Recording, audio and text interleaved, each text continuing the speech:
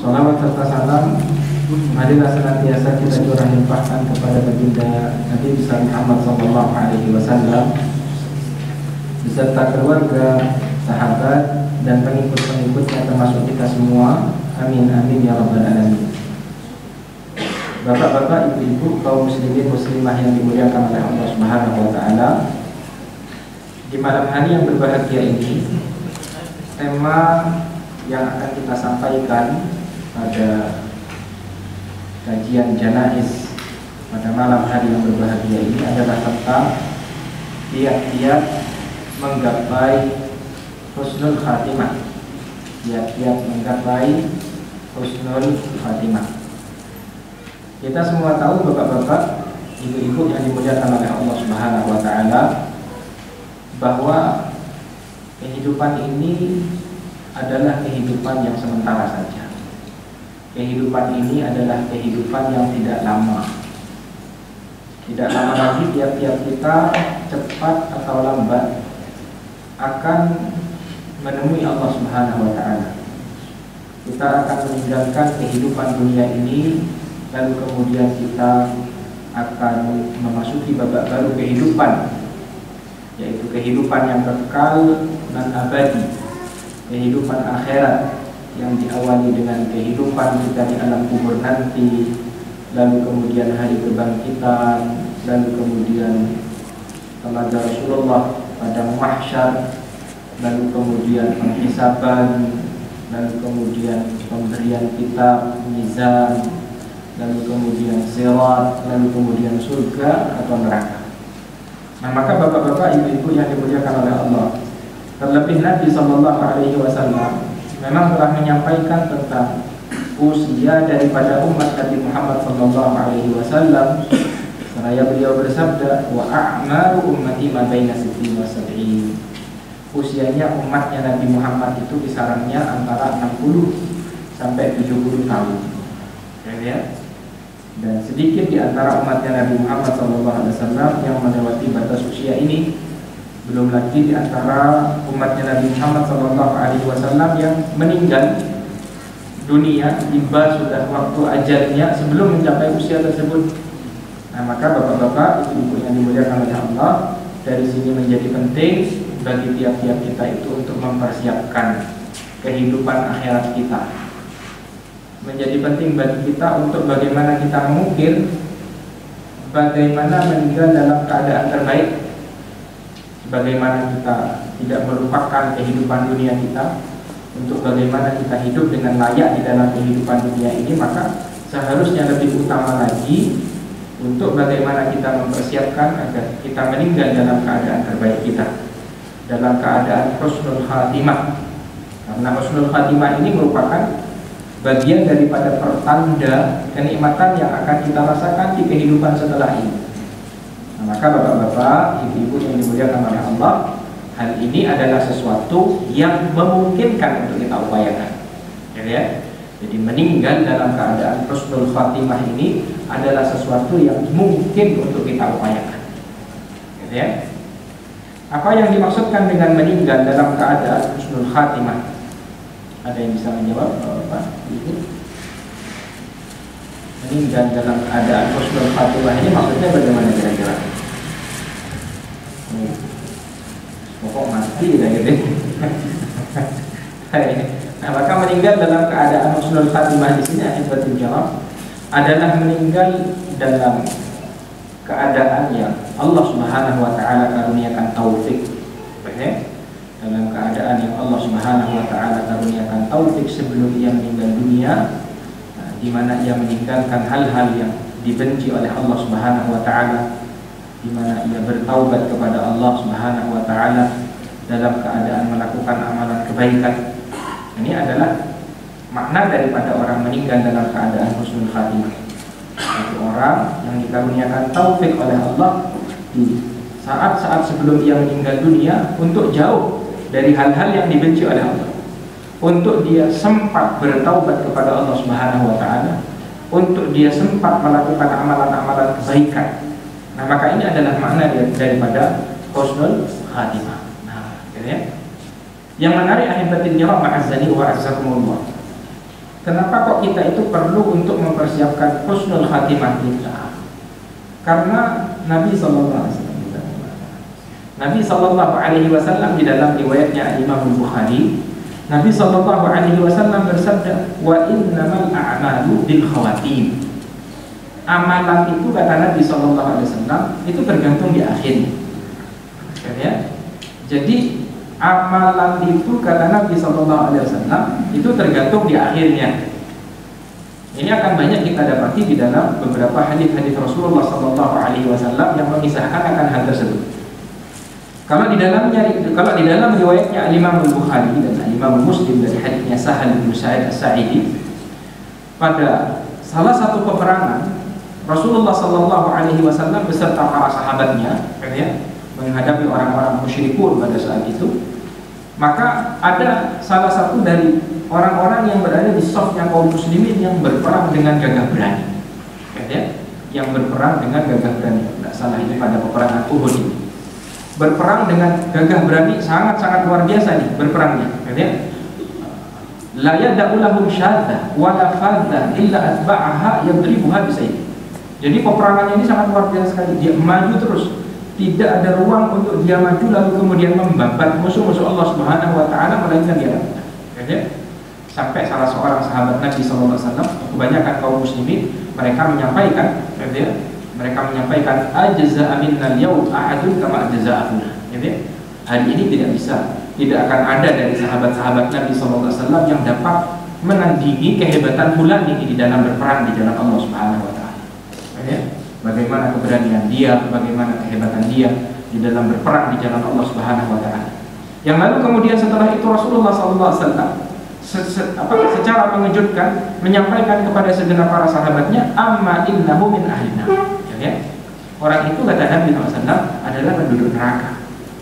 Jika para sahabat tadi membicarakan kehebatan orang yang turut berperang di safnya kaum muslimin, tidaklah tiap-tiap kesempatan untuk membabat musuh-musuh Allah Subhanahu wa taala, melainkan dia lakukan dengan pedangnya. Tapi ternyata kok tiba-tiba Nabi SAW sampaikan orang itu adalah penduduk neraka. Maka lalu kemudian setelah itu ahibatil kiram, para sahabat-sahabat Nabi pun merasa heran. Ada sedikit ada keanehan, ada keanehan yang dirasakan oleh para sahabat-sahabat Nabi SAW. Kok bisa? Sampai pada akhirnya ada salah seorang sahabat Nabi SAW yang menyampaikan, aku adalah orang dekatnya orang tersebut, aku akan mengikuti, akan mengikuti kemana orang itu pergi dalam berperang di jalan Allah di kesempatan itu. Maka lalu kemudian diikuti. Di setiap kali maju ke kanan ke kiri diikuti oleh sahabat Nabi Sallallahu Alaihi Wasallam itu. Sampai akhirnya ahibatin nyalam azza, ketika orang ini sudah terluka parah, sudah merasakan rasa sakit yang sangat dikarenakan lukanya di dalam pertempuran ini, maka dia pun tidak sabar di dalam derita rasa sakit luka yang menimpa dirinya di peperangan tersebut, sampai pada akhirnya dia letakkan pedangnya itu, lalu kemudian dia arahkan kepada bagian hulu hatinya, lalu kemudian dia tusukkan dirinya. Masya Allah. Yang lalu kemudian sahabat tadi yang mengikuti orang yang terbunuh yang oleh Nabi disampaikan sebagai penduduk neraka, ia menyampaikan kepada Rasulullah SAW, asyhadu annaka Rasulullah, aku bersaksi bahwasanya engkau adalah utusan Allah Subhanahu wa taala. Kata orang tadi yang menyaksikan. Wa madza, Nabi sallallahu alaihi wasallam bertanya, apa yang kau maksudkan? Qala ar-rajulul ladzi dzakarta anifa annahu min ahli nar fa'adhama an-nasu dzalika. Lalu kemudian dikisahkan seperti yang kau sampaikan beberapa saat yang lalu ya Rasulullah, kalau orang itu adalah penduduk neraka, persis seperti apa yang aku lihat. Ketika orang itu sudah tidak mampu untuk menahan rasa sakitnya di medan pertempuran, ternyata dia menusukkan pedang itu kepada tubuhnya sendiri. Maka saudara-saudara sekalian yang dimuliakan oleh Allah, al-a'malu bil khawatim. Amalan itu tergantung pada akhirnya. Maka kalau kata Nabi sallallahu alaihi wasallam di dalam hadis sahihnya, wa innar rajula la ya'malu bi amali ahli al-jannah hatta ma yakunu bainahu wa bainaha illa dhira'. Fasabaqahu al-kitab fa'amila bi amali ahli an-nar fadakhalaha. Ada di antara umat manusia ini yang hidupnya digunakan untuk melakukan amalan-amalan penduduk surga, kata Nabi SAW, sampai antara dia dengan surganya Allah Subhanahu wa taala sudah tinggal satu hasta lagi, akan tetapi ketetapan Allah Subhanahu wa taala berbeda. Maka maka di akhir hidupnya dia melakukan amalan penduduk neraka. Fa'amila bi'amali ahli nar, dia melakukan amalan penduduk neraka, lalu kemudian ia pun meninggal dan lalu kemudian masuk ke dalam neraka Allah Subhanahu wa taala. Na'udzubillah, na'udzubillah. Sementara kisah yang sebaliknya, kita tidak Allah. Rasulullah sallallahu alaihi wasallam di dalam hadis sahihnya pernah mengisahkan tentang kisah seorang pemuda yang telah membunuh 100 nyawa. Ya. Hidupnya ini dia gunakan untuk melakukan amalan penduduk neraka, al-qatl, pembunuhan yang dia lakukan 1, 2 sampai 99 nyawa. Lalu kemudian dia bertanya kepada penduduk bumi ini untuk dia bagaimana menyelesaikan permasalahan dia. Hatinya sudah sempit, ya. Dia butuh jalan keluar, maka lalu kemudian diarahkan kepada salah seorang ahli ibadah. Lalu kemudian bertanya tentang permasalahannya, apakah ada taubatnya Allah Subhanahu wa taala untuk dirinya. Maka ahli ibadah itu pun menyampaikan, 99 nyawa. Tidak bisa. Nggak bisa gitu kan. Ya sudah, dilengkapi jadi 100. Kena apesnya ya. Sampai pada akhirnya orang ini pun kembali bertanya kepada penduduk muka bumi ini. Ya. Lalu kemudian diarahkan kepada salah seorang alim. Lalu kemudian setelah itu didatangilah orang alim tersebut. Lalu kemudian dia kisahkan akan perjalanan hidupnya di mana dia telah membunuh 100 nyawa. Sampai pada akhirnya ketika orang yang pelaku dosa besar ini tadi, ya, pelaku dosa besar ini tadi, ahibatul kiram azza wa jalla, sudah berputus asa sudah, ya. Maka lalu kemudian dia ingin untuk bertaubat kepada Allah Subhanahu wa taala. Maka lalu kemudian seorang alim tadi menyampaikan, siapa yang dapat menghalangimu dari bertaubat kepada Allah Subhanahu wa taala? Maka lalu kemudian dinasihatkan untuk hendaknya dia pergi meninggalkan tempat di mana dia berada. Dan kemudian diarahkan untuk pergi ke negeri di mana umat manusia di sana adalah orang-orang yang beriman kepada Allah Subhanahu wa taala. Maka lalu kemudian dia pun berhijrah. Dia tinggalkan kampung halamannya, tempat dia melakukan dosa dan kemaksiatan. Sampai pada akhirnya ketika dia sudah berjalan menuju tempat negeri yang hendak dia tuju, hendak bertaubat kepada Allah Subhanahu wa taala, maka ja'ahul ajal. Tiba ternyata ajalnya. Belum nyampe ini orang. Ya, masa hidupnya dia gunakan untuk yang namanya melakukan amalan penduduk neraka Allah Subhanahu wa taala. Namun di penghujung hidupnya dia bertaubat kepada Allah Subhanahu wa taala. Sampai di pertengahan jalan ahibatul kiram ternyata tiba ajalnya. Lalu kemudian ketika ia meninggal dunia, kata Nabi sallallahu alaihi wasallam, malaikat rahmat dengan malaikat azab di sini berselisih. Ini haknya siapa ini? Berselisih kata Nabi sallallahu alaihi wasallam. Lalu kemudian malaikat rahmat dan malaikat azab tidak ada yang mengalah. Malaikat azab sampaikan ini sudah membunuh 100 nyawa ini. Katanya malaikat rahmat, dah ini sudah datang bertaubat. Lalu kemudian Allah Subhanahu wa taala utus malaikat yang ketiga, lalu kemudian menengahi kedua malaikat tadi. Lalu kemudian keputusannya diukur, jarak mana yang lebih dekat, apakah ke tempat dia melakukan dosa dan kemaksiatan ataukah ke tempat dia berhijrah. Maka lalu kemudian ketika diukur, Allah Subhanahu wa taala perintahkan kepada tanah untuk hendaknya lebih mendekat kepada tempat dia berhijrah, dan seukuran 1 jengkal, ya, seukuran 1 jengkal lebih dekat kepada tempat dia hendak berhijrah berdasarkan perintah Allah Subhanahu wa taala. Harusnya tidak nyampe, ya. Tapi Allah Subhanahu wa taala yang menghendaki. Nah, maka ahibatul kiram azza wa jalla, sampai pada akhirnya orang ini pun dicabut nyawanya oleh malaikat rahmat menjadi penduduk surganya Allah Subhanahu wa taala. Nah, maka ahibatul kiram azza wa jalla, al-a'mal bil khawatim. Ya, amalan itu tergantung di akhirnya. Dan banyak kisah para sahabat-sahabat Nabi sallallahu alaihi wasallam, kisah para sahabat-sahabat Nabi sallallahu alaihi wasallam yang serupa dengan yang seperti ini banyak. Ya, ada kisah pemuda Yahudi dalam hadis Nabi sallallahu alaihi wasallam yang sahih, ketika Nabi sallallahu alaihi wasallam datang menjenguk pemuda Yahudi tadi yang sedang dalam keadaan sakit di penghujung hidupnya. Lalu kemudian Nabi sallallahu alaihi wasallam mengajak orang ini untuk memeluk agama Islam. Lalu kemudian pemuda Yahudi itu pun bertanya kepada sang ayah, bolehkah aku wahai ayahku untuk mengikuti Abul Qasim? Maka lalu kemudian sang ayah membenarkannya, memperbolehkannya. Maka lalu kemudian pemuda Yahudi tersebut pun mengucapkan 2 kalimat syahadat. Maka Nabi sallallahu alaihi wasallam berbahagia dengan hal itu. Dan tidak lama setelah itu pemuda tadi meninggal dunia.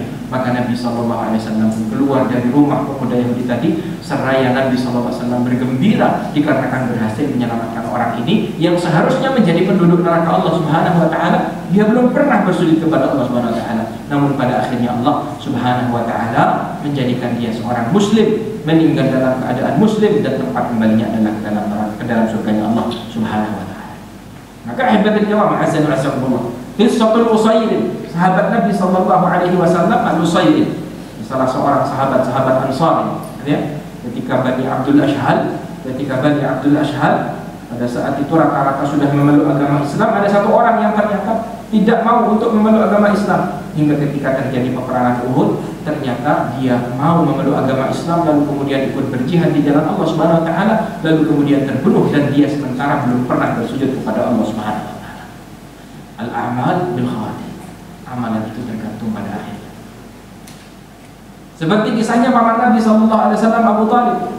Di sepanjang hidupnya dia gunakan untuk mengasuh Nabi, dia gunakan untuk membela Nabi, membesarkan Nabi sallallahu alaihi wasallam, melindungi Nabi. Di penghujung hidupnya didatangi Nabi sallallahu alaihi wasallam untuk mengucapkan la ilaha illallah, akan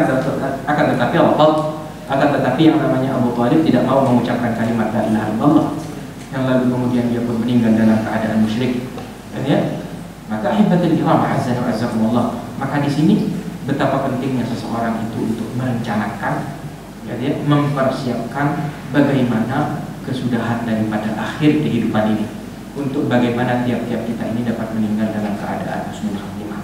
Saudara-saudara sekalian yang dimuliakan oleh Allah Subhanahu wa taala, maka di antara amalan-amalan yang dapat kita lakukan, ya, untuk kita dapat menggapai husnul khatimah di dalam kehidupan ini, yang pertama adalah istiqamah.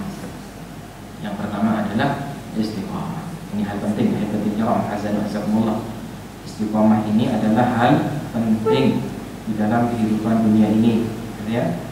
Kendatipun Nabi Shallallahu Alaihi Wasallam tadi menyampaikan ada orang-orang yang hidupnya digunakan melakukan amalan penduduk surga, tapi ternyata di akhir hidupnya melakukan amalan penduduk neraka. Kok kayaknya ngenes gitu ya?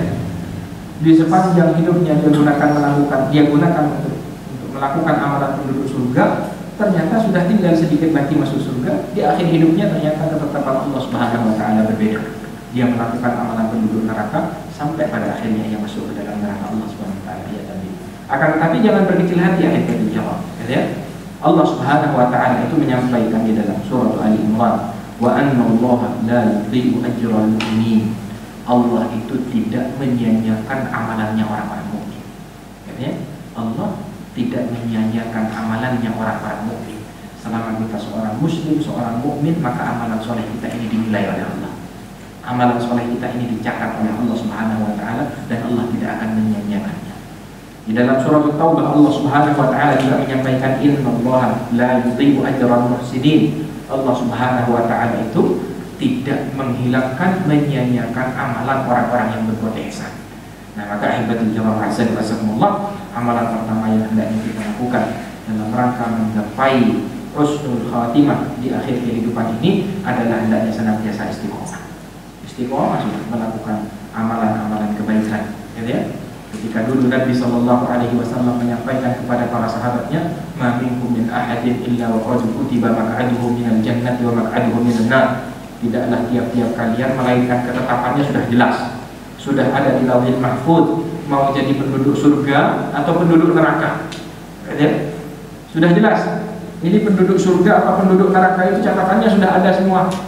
Maka lalu kemudian setelah itu ahibbatul kiram azza wa jalla, para sahabat pun bertanya kepada Nabi, ya Rasulullah, afala nattaqin? Kalau begitu kenapa kok kita tidak menyandarkan kepada ketetapan Allah saja?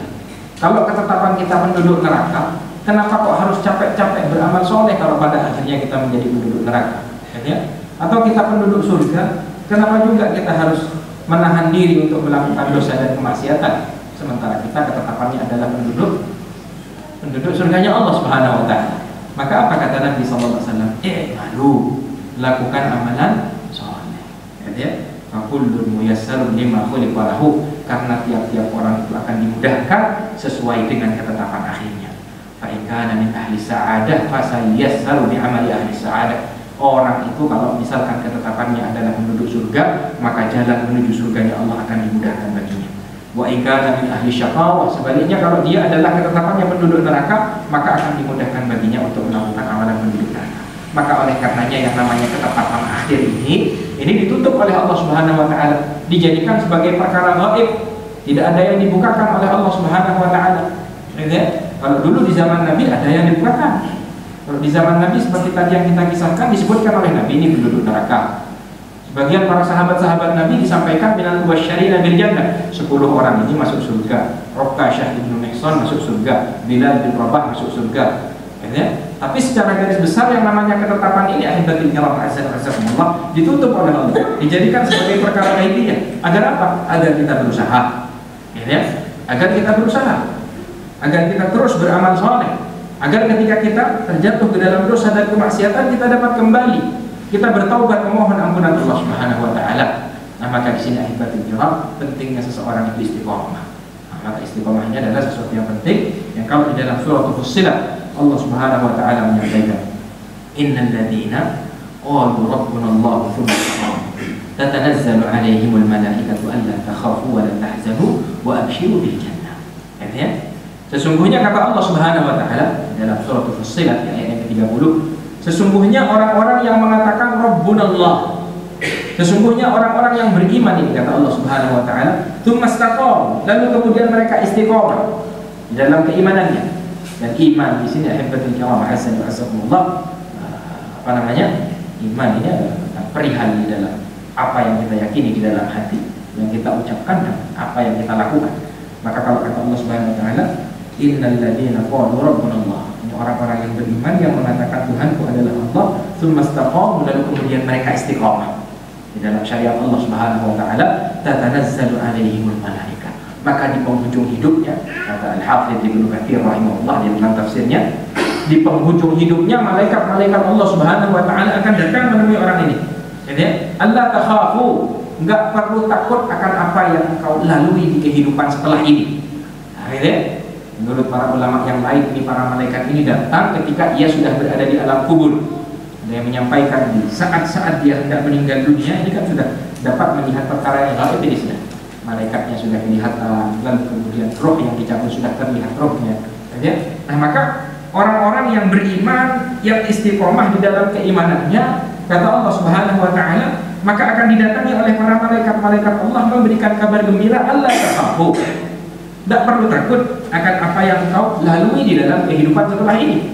Wala tahzanu, dan tidak perlu khawatir akan apa yang kau tinggalkan. Amalan-amalan yang telah kau lakukan, harta peninggalanmu, anak-anak keturunanmu, enggak perlu bersedih. Enggak perlu bersedih. Lalu kemudian kata Allah, wa abshiru bil jannah, dan kabarkan kabar gembira tentang surga Allah Subhanahu wa taala. Maka ahibatul kiram azzakumullah, ini adalah poin pertama yang hendaknya kita jaga di dalam kehidupan ini, istiqomah. Dan ini tidak gampang ya, istiqomah. Istiqomah ini tidak gampang. Ya, namanya manusia ada rasa bosannya. Namanya manusia ada lelahnya. Sholat malam ya kadang ada kelewatannya. Ya, sholat duha ya sama. Nah, maka kalau kata Nabi sallallahu alaihi wasallam itu kan likulli amalin syirrah wa likulli syirratin fatrah.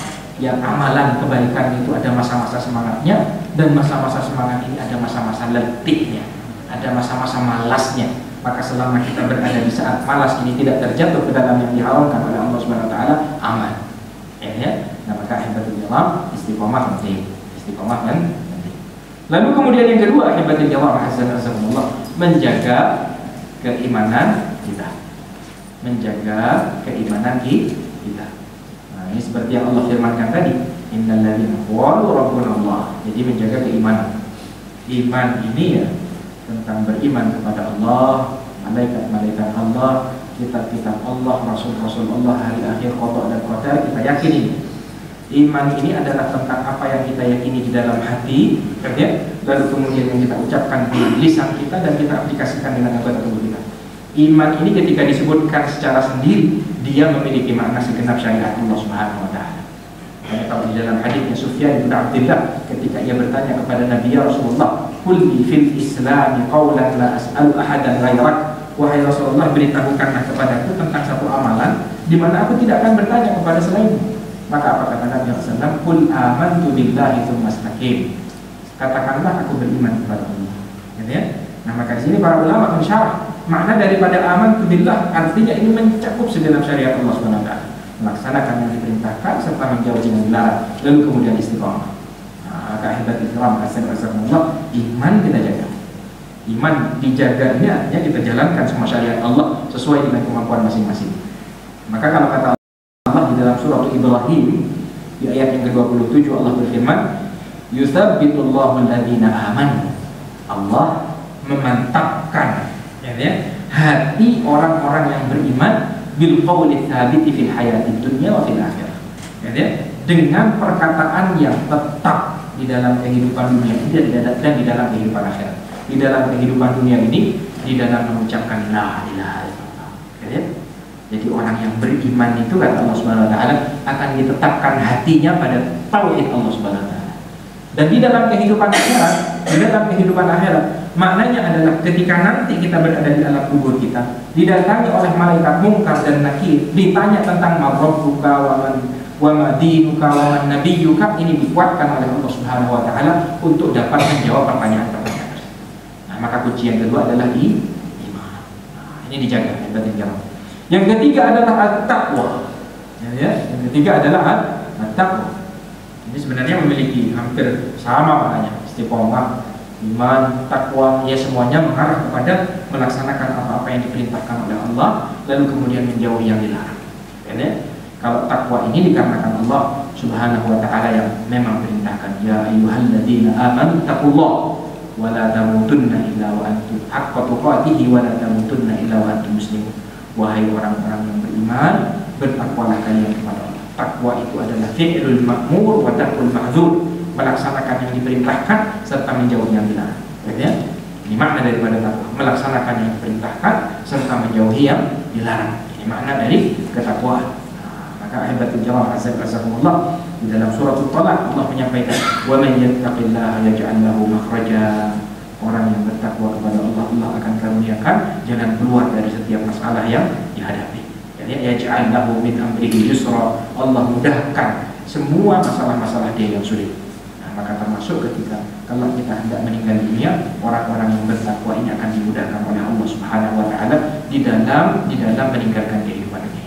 Nah, maka yang ketiga, hebatun jawab adalah hendaknya jaga ketakwaan kita kepada Allah Subhanahu wa taala. Yang keempat, berbaik sangka kepada Allah. Berbaik sangka kepada Allah. Berbaik sangka kepada Allah di sini, bapak-bapak, ibu-ibu yang dimuliakan oleh Allah. Tentunya setelah kita membangun ketaatan kepada Allah, tentunya setelah kita melaksanakan ketaatan kepada Allah Subhanahu wa taala, menjaga diri dari dosa dan kemaksiatan, selanjutnya hendaknya kita berbaik sangka kepada Allah. Karena kalau kata Allah Subhanahu wa taala dalam hadis qudsi yang menyampaikan, ana inda dhanni 'abdi bi. In dhanna li khairan falahu wa in dhanna syarran falahu.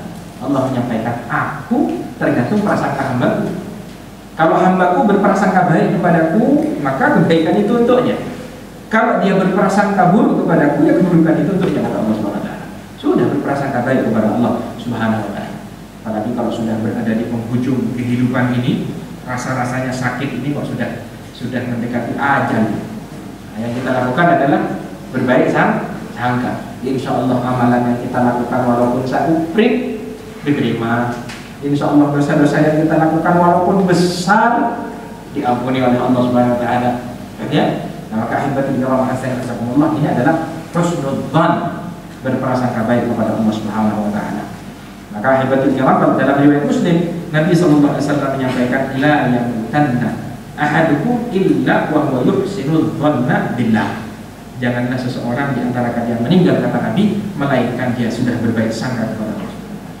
Jangan berburuk sangka. Allah itu kalau hendak mengampuni dosa hamba-hambanya akan diampuni. Dan dosa itu selama bukan dosa kesyirikan, bahkan dosa kesyirikan pun dan dia bertaubat, insya Allah Allah Subhanahu wa taala akan ampuni semuanya. Karena kalau kata Nabi kan ibu minad dzambi kaman la dzambala. Orang yang bertaubat dari dosa-dosanya seperti orang yang tidak melakukan dosa. Nah, maka berbaik sangka kepada Allah Subhanahu wa taala. Jelas sampai di sini ya, harus berbaik sangka. Nah, kalau di dalam kehidupan yang masih sehat begini, ya mesti harus hati-hati. Mesti harus hati-hati. Karena orang meninggal kan mesti sakit dulu kan. Kalau sakit itu bagian dari nikmat itu saudara. Sakit sebelum meninggal dan dikasih sabar mengharapkan pahala dari sakit tersebut, ini nikmat besar. Karena orang kalau misalkan meninggalnya dadak, ya, apalagi dalam melakukan dosa dan kemaksiatan, nah ini kan suul khatimah ini. Kan suul khatimah ini. Nah, maka terima kasih Allah. Nah, jadi pada poin yang keempat adalah berbaik sangka kepada Allah Subhanahu wa taala. Baik. Lalu kemudian yang kelima adalah jujur kepada Allah Subhanahu wa taala. Jujur kepada Allah Subhanahu wa taala. Ya ayyuhalladzina amanu taqullaha wa qulu ma'as-shadiqin. Wahai orang-orang yang beriman, bertakwalah kepada Allah dan hendaklah kalian bersama orang-orang yang jujur. Ya? Jujur kepada Allah Subhanahu wa taala. Jujur akan keimanan kita, akan taubat kita kepada Allah. Betul-betul. Ya? Ketika kita mengharapkan pahala di sisi Allah itu betul. Hendak melakukan amalan soleh itu betul. Ya? Jadi ikhlas dari dalam hati kita memang seperti itu yang kita inginkan. Maka kalau di dalam perjalanan kehidupan para sahabat-sahabat Nabi SAW itu pernah terjadi. Dulu ada pamannya Anas bin Malik yang bernama Anas bin Nadr. Ketika pada peperangan Uhud itu dia berkata kepada Nabi SAW, ini Anas bin Nadr ini nggak ikut perang Badar dan dia merasa menyesal. Lalu kemudian setelah itu dia berkata kepada Nabi, wahai Rasulullah, gitu an awali kita di qatalul musyrikina la inillahu ya asyhadani kita la musyrikina la yuriyanallahu ma'asna. Wahai Rasulullah, pada peperangan pertama kaum muslimin perang Badar aku tidak ikut. Kalau misalkan aku ditakdir oleh Allah bisa ikut perang melawan kaum musyrikin, maka aku akan perlihatkan kepada Allah apa yang aku lakukan. Ikut perang Uhud, ya, ikut perang Uhud. Kaum muslimin porak-poranda, menang di awal, tapi kemudian pada akhirnya ketika sahabat pemanah turun dari atas bunuh rumah, lalu kemudian porak-poranda kaum muslimin. Kaum muslimin sudah nervous, maka yang namanya Anas bin Nadr ini menyemangati kaum muslimin. Lalu kemudian setelah itu dia sampaikan, aku wahai Sa'ad ini mencium yang namanya bau surga ini dari arah gunung Uhud. Maka lalu kemudian dia berperang habis-habisan sampai pada akhirnya dia meninggal dunia. Sampai pada akhirnya dia meninggal dunia dalam keadaan syahid. Maka ahibatul kiram azan wasallallahu, bentuk kejujuran dia, kesungguhan dia di dalam permohonan permintaannya kepada Allah. Anas bin Malik menyampaikan, aku mendapati 80 sekian luka pada tubuh. Ya? Aku mendapati 80 sekian luka pada tubuh. Dalam kisah yang lain, ahibatul kiram, ada salah seorang Arab Badui yang turut berperang bersama Rasulullah SAW. Hingga ketika peperangan usai, Rasulullah membagikan harta rampasan perang. Lalu kemudian orang Arab Badui tadi dikasih jatah rampasan perang. Lalu kemudian dia merasakan, ini apa? Ya. Maka lalu kemudian dia pun mendatangi Nabi SAW. Lalu kemudian setelah itu dia sampaikan, ya Rasulullah, bukan ini yang aku harapkan. Yang aku harapkan adalah berperang bersama Allah. Dan yang aku harapkan agar aku terbunuh. Jadi agar aku terbunuh, di mana anak panah ini memasuki bagian leherku, bagian bawah ini, lalu kemudian keluar ke belakang. Maka pada peperangan selanjutnya, ahibatul kiram, Allah Subhanahu wa taala mengabulkan apa yang diinginkan oleh Nabi. Nah, maka ahibatul kiram, azakumullah, ini pentingnya seseorang itu jujur kepada Allah Subhanahu wa taala. Jadi sungguhan, ya. Jadi sungguhan. Kalau misalkan taubat sungguhan, ingin melakukan amalan soleh sungguhan. Walaupun kita tidak mampu melakukannya, pada akhirnya kesungguhan hati kita ini sudah dinilai oleh Allah Subhanahu wa taala. Makanya ahibatul kiram azakumullah, kalau di dalam riwayat Muslim, Nabi SAW itu menyampaikan, man sa'allallahu syahadata bisidqin, yang minta mati syahid, kata Nabi SAW, dengan jujur dari dalam hatinya, balaghallahu manazila syuhada wa in mata ala firasyihi. Ini saya Allah akan sampaikan orang ini pada derajatnya para syuhada, walaupun pada akhirnya meninggal di atas kasur. Ya? Tapi kejujuran hati ini akan menjadikan seseorang di antara sebab untuk dia memperoleh husnul khatimah. Jelas ini? Namanya adalah poin yang keberapa tadi? 5. Baik. Yang keenam, bertaubat. Nah, ya. Bertaubat ini hal penting, ahibatul kiram. Ya ayyuhalladzina amanu tubu ilallah. Tubu ilallahi taubatan nasuha. asa rabbukum an yukaffira ankum sayyi'atikum wa yudkhilakum jannat. Wahai orang-orang yang beriman kepada Allah, bertaubatlah kepada Allah dengan sebenar-benar taubat. Ini taubat ini di antara sebab husnul khatimah. Taubat ini di antara sebab husnul khatimah. Kapan? Diperbanyak taubatnya. Setiap kita melakukan dosa dan kemaksiatan besar kecil, taubat. Mohon ampunan Allah Subhanahu wa taala. Ya. Di penghujung hidup kita, kalau kita merasa ini sudah kayaknya tidak lama lagi, banyak-banyak bertobat. Mohon ampunan Allah. Bertobat itu adalah tentang meninggalkan dosa, tentang ya, menyesali perbuatan dosa yang pernah kita lakukan, tentang berazam untuk tidak kembali melakukan dosa itu. Ya. Kalau berkaitan dengan anak Adam adalah dengan mengembalikan hak-hak tersebut. Ini adalah taubat. Ya. Nah, maka hebatnya Allah Azza taubat ini adalah di antara cara yang dapat kita lakukan untuk dapat memperoleh husnul khatimah. Maka kalau kata Nabi seperti tadi kita sampaikan, at-taibu minadz dzambi kaman la dzamba, orang yang bertobat dari dosa-dosanya itu seperti orang yang tidak melakukan dosa. Ya. Allah apakah senang? Senang. Lallahu afrahu bi taubati 'abdi. Ya. Allah itu lebih berbahagia dengan taubatnya seorang hamba dibandingkan dengan seseorang yang kehilangan ontanya di tengah padang pasir, di mana di atas ontanya ada banyak makanan dan minuman untuk persediaan kehidupan dia di tengah padang pasir, tiba-tiba hilang, lalu kemudian kembali dia temukan onta tersebut, dia berbahagia. Maka Allah Subhanahu wa taala lebih berbahagia daripada orang yang seperti itu, kata Nabi sallallahu alaihi wasallam, dengan taubat hamba-hambanya. Nah, maka ibadillah, banyak-banyak bertobat kepada Allah Subhanahu wa taala. Ya. Walaupun setelah bertobat melakukan dosa lagi, selama kita bertaubat sudah ada azam untuk tidak melakukan dosa itu lagi, ternyata masih jatuh lagi, ya taubat lagi, sampai kita meninggal dunia dalam keadaan bertaubat kepada Allah Subhanahu wa taala. Karena kata Nabi SAW, kalau semua umat manusia ini tidak ada yang melakukan dosa dan kemaksiatan, ya, laulam tudznibu la dhahaballahu bikum. Allah akan membinasakan semua umat manusia lalu menggantikan dengan umat manusia yang lain yang mana mereka melakukan kemaksiatan lalu kemudian memohon ampunan Allah lalu kemudian diampuni oleh Allah Subhanahu wa taala. Memang fitrahnya manusia. Ini bukan pembenaran untuk melakukan dosa berarti ya. Akan tetapi untuk hendaknya kita memperbanyak bertaubat memohon ampunan Allah Subhanahu wa taala. Ahibati Allah azza wa jalla. Maka kalau di zaman Nabi sallallahu alaihi wasallam, gitu ya. Dulu ada seorang wanita Ghamidiyah yang terbukti kalau dia berzina. Lalu kemudian setelah itu dirajam oleh Nabi sallallahu alaihi wasallam. Ya, yang lalu kemudian setelah itu sempat dicela oleh sebagian para sahabat Nabi, maka Nabi SAW sampaikan laqad tabat taubatan law wuzzi'at li sab'ina ahli Madinah la kafathu. Ini wanita, kata Nabi, sudah bertaubat kepada Allah. Berzina dia, dirajam dia. Lalu kemudian kata Nabi, wanita ini sudah bertaubat kepada Allah, yang kalau misalkan taubatnya ini dibagikan kepada 70 orang penduduk kota Madinah Munawwarah ini, maka ini akan menjadi taubat yang cukup. Maka hebatnya Allah azza wa jalla, pentingnya seseorang bertaubat memohon ampunan Allah Subhanahu wa taala. Seperti kisah 10 orang yang telah membunuh 100 nyawa tadi, bertaubat dia kepada Allah Subhanahu wa taala, diampuni dosanya oleh Allah Subhanahu wa taala, meninggal dia dalam keadaan husnul khatimah. Lalu kemudian hebatnya Allah azza wa jalla, yang terakhir adalah banyak-banyak berdoa, minta kepada Allah Subhanahu wa taala. Di antara doa Nabi sallallahu alaihi wasallam itu apa? Allahumma ya muqallibal qulub tsabbit qalbi ala dinik. Gitu ya. Ini di antara doa Nabi. Wahai Dat yang maha membolak-balikkan hati. Karena dalam hadis yang lain Nabi sallallahu menyampaikan, inna qulubal ibadi baina usbu'ain min asabi'ir rahman. Hati para hamba-hamba Allah itu berada di antara dua jari dari jemari-jemari Allah Subhanahu wa taala. Jadi yuqallibuha kaifa yasha. Allah membolak-balikkan hati sekehendaknya. Ya. Makanya hati itu dinamakan dengan apa bahasa Arabnya?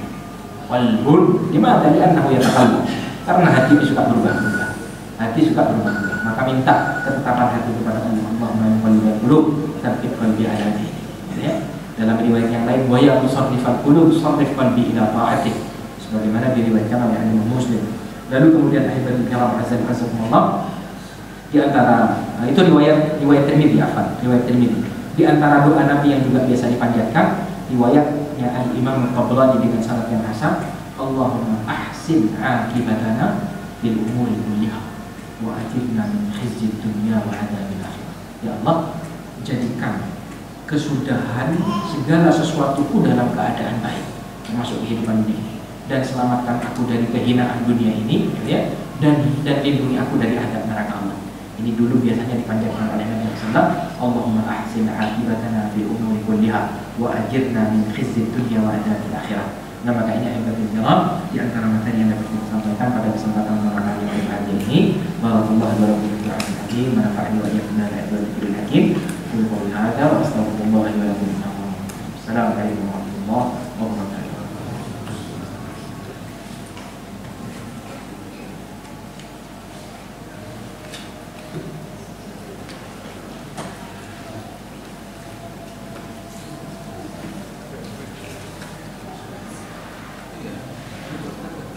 Ada pertanyaan?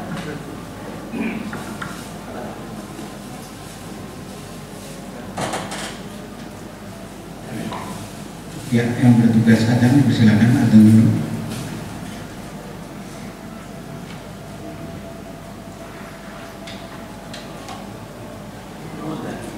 Ya.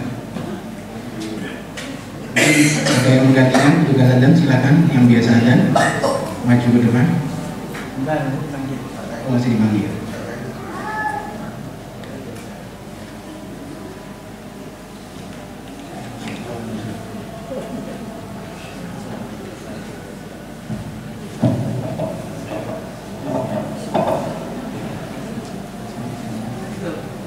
Allahu Akbar, Allahu Akbar.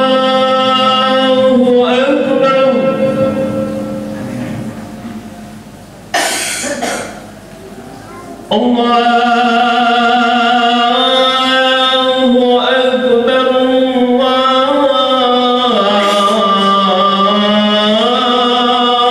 Allahu Akbar. Asyhadu an la ilaha illallah.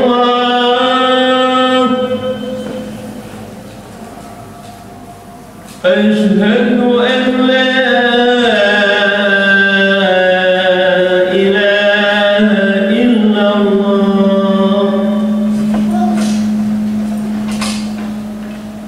Asyhadu anna Muhammadan Rasulullah.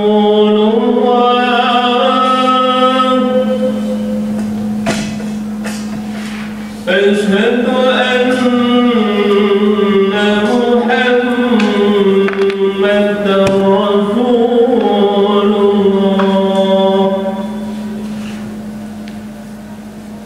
Hayya 'alal salah.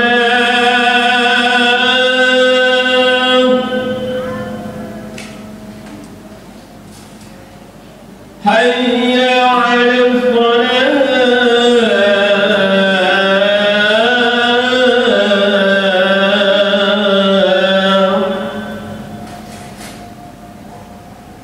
Hayya 'alal falah.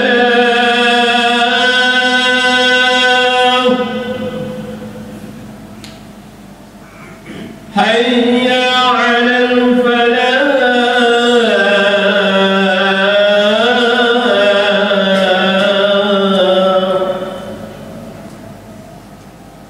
Allahu Akbar, Allahu Akbar. La ilaha illallah.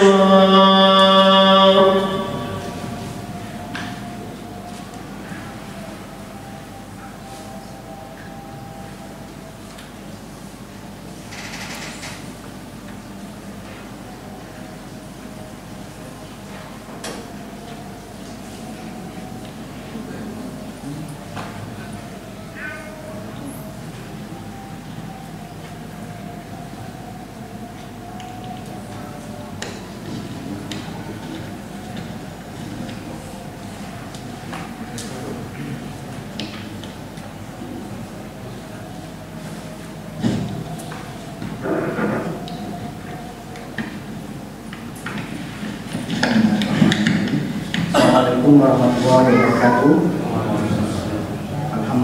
rabbil alamin. Puji syukur hanya milik Allah Subhanahu wa taala. Shalawat serta salam semoga tercurah selalu kepada qudwah hasanah kita Nabi besar Muhammad sallallahu alaihi wasallam, para keluarga, sahabat dan pengikutnya. Afwan sebelumnya bukan Ustaz, jadi duduk di atas ini kayaknya proses sebelumnya ya Bapak-bapak. Jadi alhamdulillah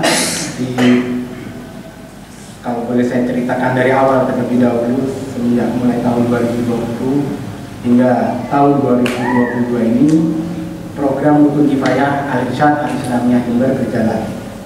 Dan alhamdulillah Rukun Kifayah pada tahun 2022 ini telah mendapatkan amanah untuk mengelola pemakaman yang kurang lebih luas tanahnya 1000 meter persegi yang berada di Kelurahan Karangrejo, yakni di Kecamatan Sumbasari, Kabupaten Jember, terletak di belakang, tepatnya di belakang Sumur Bor ya, PDAM ya. Semeru.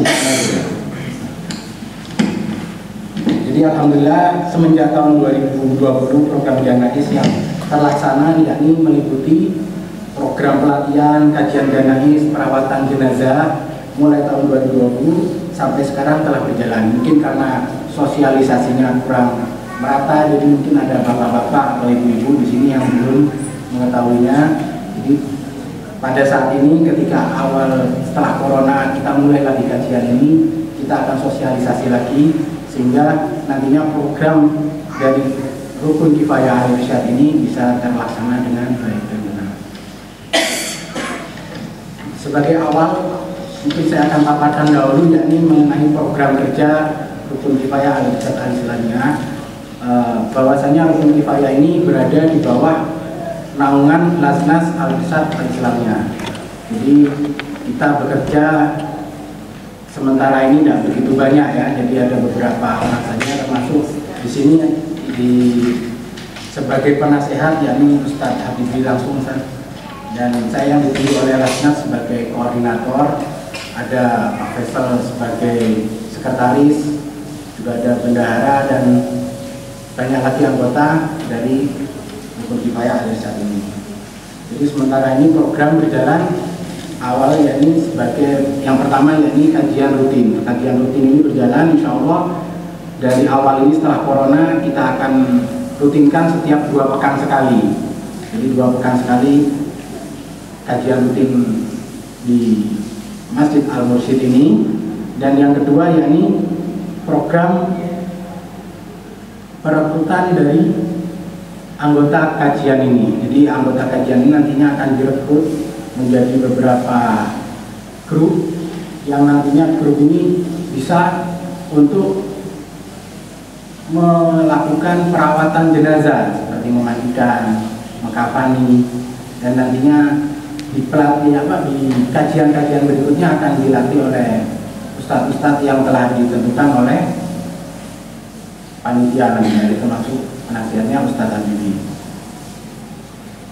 Untuk perekrutan grup-grup ini kami harapkan kepada anggota yang ingin menjadi anggota dalam Rukun Kifayah Al-Irsyad ini untuk mendaftarkan diri di grup yang telah kami sediakan sebelumnya mulai tahun 2020. Pendaftarannya mudah, kita langsung masukkan ke dalam anggota. Mungkin ada bapak-bapak atau ibu-ibu yang belum masuk ke anggotaan, bisa langsung daftarkan ke Pak Faisal ini sebagai sekretaris, atau bisa langsung datang dana, langsung anak masukkan ke Japri untuk masukkan grup. Untuk yang akhwat sudah ada grupnya sendiri, dan alhamdulillah beberapa pekan yang lalu sebetulnya dari awal untuk yang akhwat ini sedikit sekali minim, bahkan grupnya sudah vakum mati lama.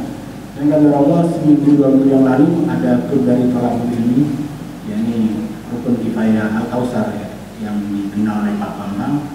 Ini juga bergabung dengan Rukun Kifayah ini, yang anggotanya kurang lebih 100 orang. Itu Pak Bambang ya.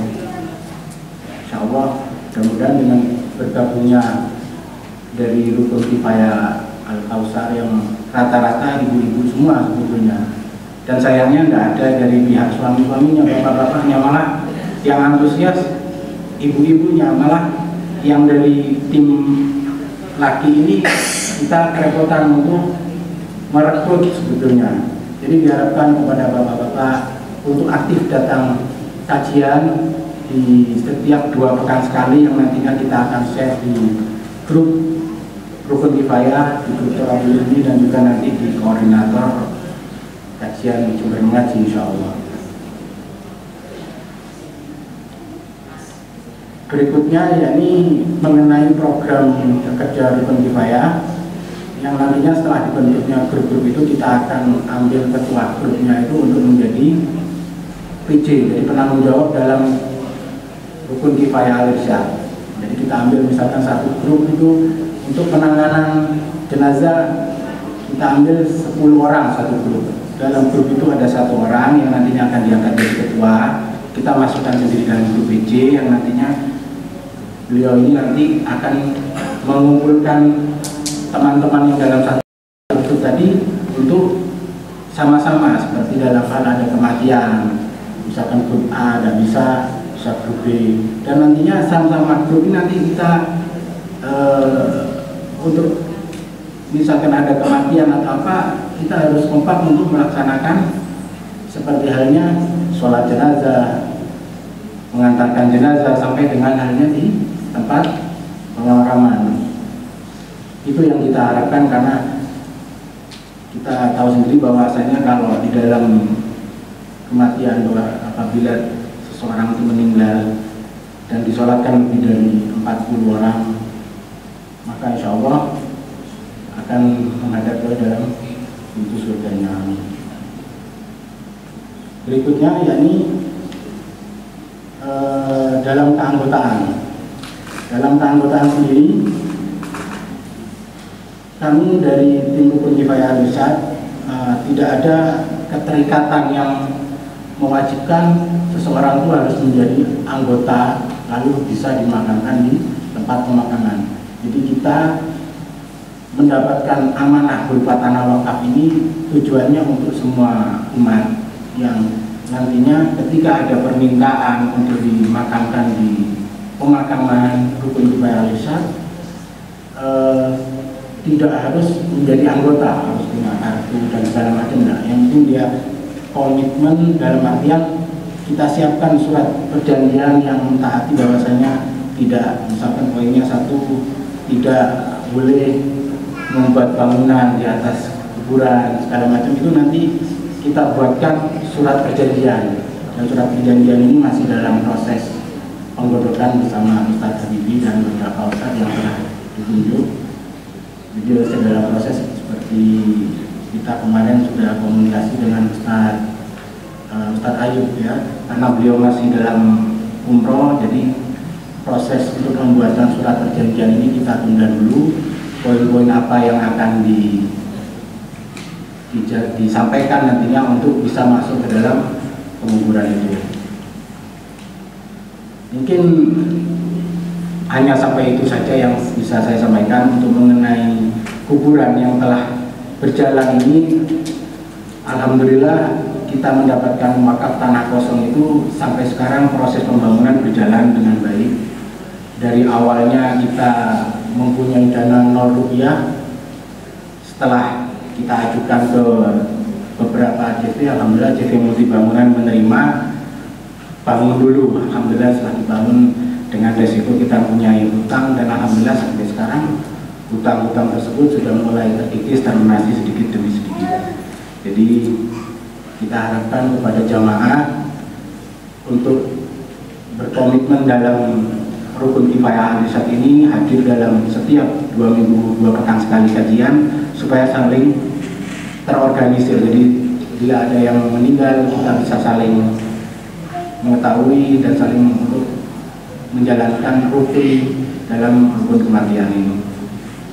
Mungkin ada yang ditanyakan, kalau bisa jawab.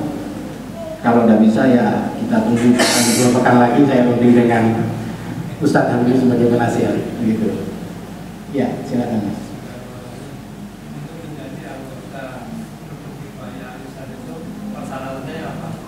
Ya. Jadi pertanyaannya untuk menjadi keanggotaan.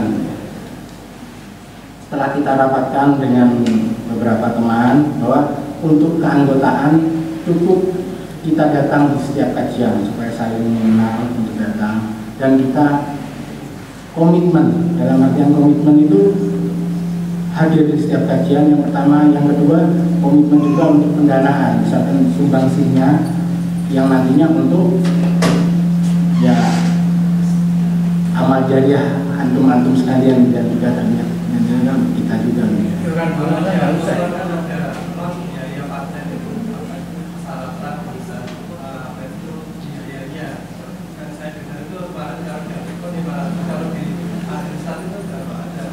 Tidak ada biaya, tidak ada biaya.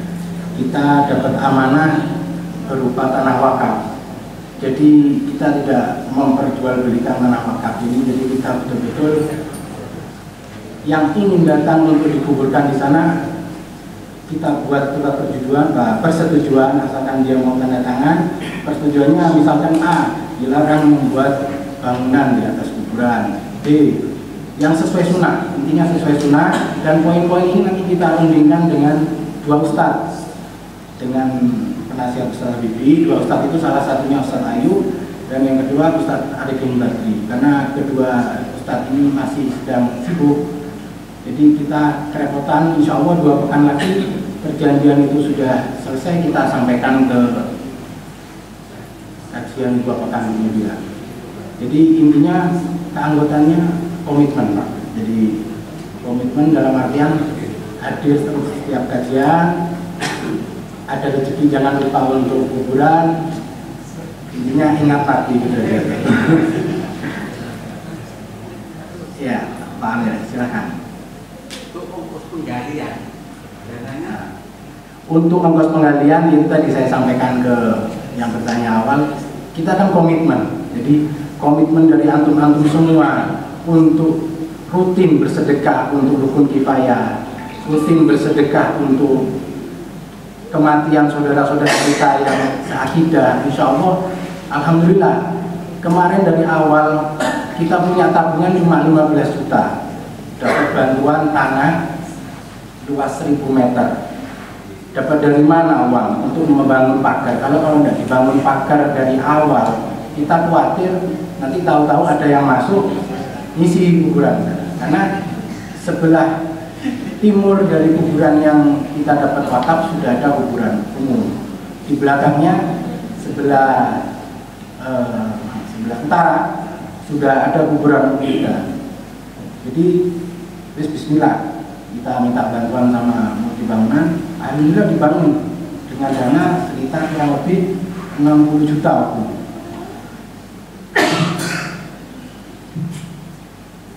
Ada dana 15 juta kita setorkan, kita sebar mohon bantuan dana-dana ke beberapa ikhwan muslimin. Alhamdulillah terkumpul sampai sekarang sisa utang kurang lebih 15 jutaan ya, 15 jutaan.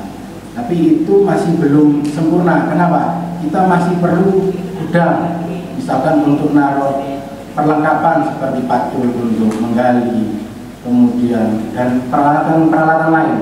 Galian sudah ada muslimin yang menyumbang, sakdatnya sudah dipasang. Tapi kalau bangunan listriknya sih geledakan. Lampu sudah listrik sudah siap, tapi lampu sih dorong duit sampai tadi. Apa? Jadi istilahnya ya.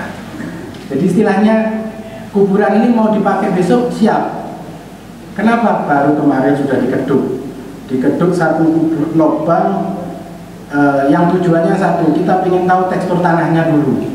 Takutnya ketika nanti atau besok pagi ada laporan ada yang meninggal betul yang dikubur, kondisi tanah kita tidak tahu, proses penggalian panjang nggak tahunya banyak batunya, kan kerepotan. Jadi alhamdulillah kemarin 3 hari yang lalu sudah kita keduk satu lubang. Alhamdulillah tekstur tanahnya bagus, tidak ada sumber air, jadi tanah padat bagus. Jadi untuk penggalian lancar alhamdulillah. Kebersihan kita bersihkan sebagian. Jadi kalau misalkan bapak-bapak di sini yang ingin tahu lokasinya, monggo silahkan bisa hubungi Pak Sekretaris Faisal. Mau berkunjung kapan atau 2 pekan lagi kita tentukan tempatnya dekat-dekat sana, kita berkunjung ke sana. Jadi tahu rumah masa depan kita. Jadi seperti itu. iuran bulanan nggak ada? Iuran bulanan tidak ada. Jadi kita komitmen 2 pekan sekali, kotak amal kita kelilingkan, sebentar lagi kita kelilingkan, kita komitmen isi untuk masa depan amal jariah kita. Dan juga diharapkan kepada jamaah yang ada di sini semua bisa komitmen untuk hadir supaya apa? Bisa melaksanakan rukun ini tadi, seperti memandikan dan mengkafani saudara-saudara kita yang meninggal. Jadi insya Allah 2 pekan lagi kalau tidak ada halangan akan diisi oleh Ustadz Ayub. Jadi kita tekankan dulu masalah bab untuk memandikan dan mengkafani. Dan diharapkan juga dari LBK Al-Irsyad, dari guru-guru supaya bisa ikut juga berpartisipasi supaya untuk menyebarkan sunnah ini jadi lebih banyak nantinya akan tersebar. Mungkin ada lagi yang ingin ditanyakan? Ya, silakan Pak. Misal ini ada kegiatan kita sudah nanti kontak anunya itu siapa? Ya, kontak personnya. Ya, siapa kan? Nggak mungkin kita langsung ke radio. Ya, untuk sementara. Ya. Lalu mengenai penggaliannya juga itu apa? Ada tim tersendiri dari nama perkumpulan ini atau dari keluarga yang meninggal itu yang gali? Ya, untuk penggalian kita free semua, jadi tidak bayar ya. Untuk utama itu yang kita tekankan. Untuk pengerjaan penggalian kita sudah punya tim. Jadi ada donasi, itu ada yang satu ini terpakai dalam artian ada jenazah, kita langsung buat satu lagi. Soalnya kenapa kita buat seperti itu? Karena di sebelah utara pemakaman ini beberapa waktu yang lalu pernah kejadian ketika ada yang meninggal, ketika digali di daerah dekat sana juga ternyata proses penggaliannya lama, waktunya lama, mulai pagi akhirnya dikubur malam karena dasarnya apa? Batu-batuan. Jadi untuk menghindari hal yang seperti itu kita inisiatif melakukan penggalian dulu di awal ini untuk kemudian bagaimana, karena ada beberapa ikhwan yang komplain karena menurut sunnah sebaiknya sunnahnya itu memang ketika ada yang meninggal digali lebih baru kemudian digali, bukan digali dulu kemudian menunggu yang meninggal. Nah itu kita mau konsultasikan juga ke Ustadz bagaimana untuk menghadapi solusi seperti ini. Nanti insya Allah 2 pekan ke depan juga akan kita sampaikan seperti itu. Kemudian tadi apa lagi Pak yang ditanyakan? Kontak person ya, keanggotaan. Jadi nah itu seperti yang di awal saya sampaikan dari grup umum yang nanti kita buat, kita bagi 10 orang. Jadi misalkan satu grup itu ada 100 orang. 100 orang itu kita bagi 10. Jadi satu grup isi 10 orang. Supaya nanti bisa berhubungan langsung. Jadi satu grup 10 orang ini yang diutamakan yang satu daerah, misalkan daerah kampus 10 orang ini. 10 orang ini kita tuntut supaya bisa untuk memandikan, mengkafani, dan dari 10 orang ini kita tunjuk satu ketua supaya dimasukkan ke dalam penanggung jawab di rukun kifayah supaya nanti proses seperti pengadaan ambulan, pengadaan perlengkapan, pengadaan kain kafan dan lain sebagainya bisa cepat.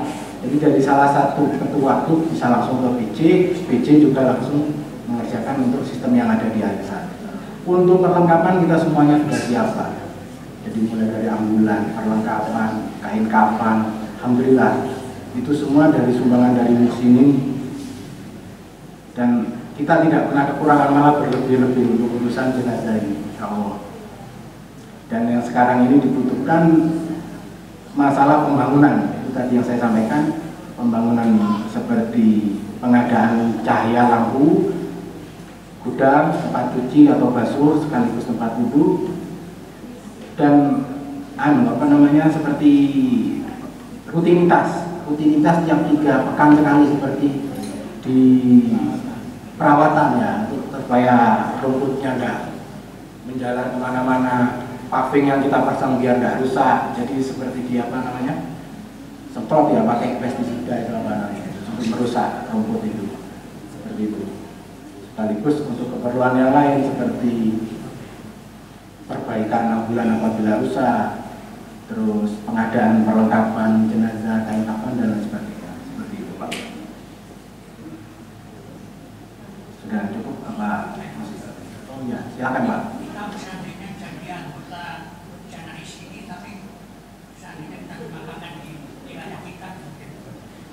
Bisa Pak, bisa. Kejadiannya seperti ya, jadi pelaksanaan memandikan dan mengkafani secara sunnah. Misalkan kayak 2 pekan yang lalu kita dapat telepon dari belakangnya Universitas Muhammadiyah. Di daerah sana tidak ada yang mengkafani dan memandikan, karena yang kebetulan yang bagian mengkafani dan memandikan keluar kota.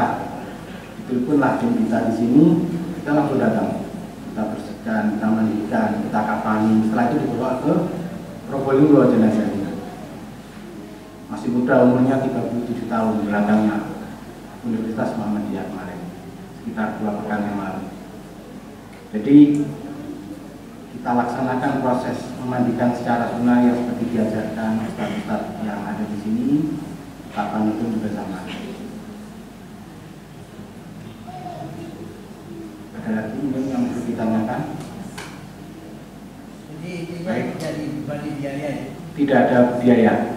Jadi kita komitmen untuk memberikan sumbangsi bisa melalui rekening Bank Syariah Indonesia atas nama Laznas Al-Irsyad yang nanti di-share di grup Rukun Kifayah. Jangan lupa lebihkan angka 100 atau 001, misalkan menyumbang 100.000, maka 100 supaya apa? Untuk membedakan dengan program Laznas yang lain. Karena di Laznas Al-Irsyad ini banyak program, termasuk program biaya untuk yatim piatu, untuk janda, duafa dan lain sebagainya.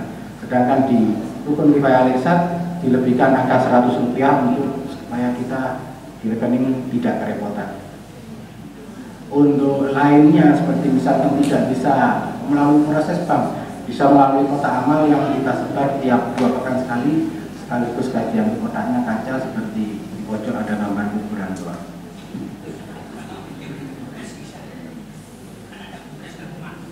Bisa. Jadi nanti misalkan Bapak ingin tiap bulan didatangi, bisa Pak. Jadi nanti ada petugas sendiri, langsung ke sekretaris Pak Faisal, alamatnya di mana, nomor HP-nya berapa dicatat, kita langsung tiap bulan ingatkan ke apa, seperti itu prosesnya. Insya Allah ada lagi, insya Allah kita akan ketemu 2 pekan kemudian.